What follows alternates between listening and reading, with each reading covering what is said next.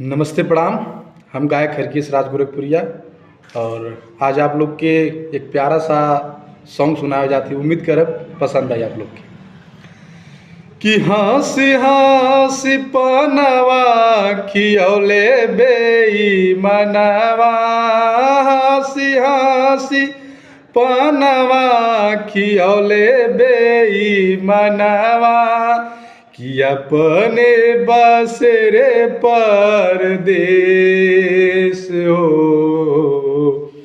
गोरी रे चुनरिया में दगिया लगाई गईले, मारी रे करजवा में ठेस।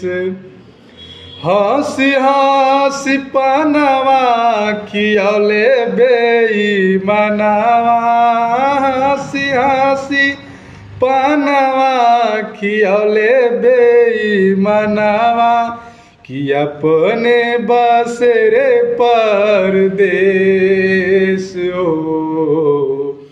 गोरी रे चुनरिया में दगिया लगाई गईले, मारी रे करजवा में ठेस हो। नमस्ते आप सभी की।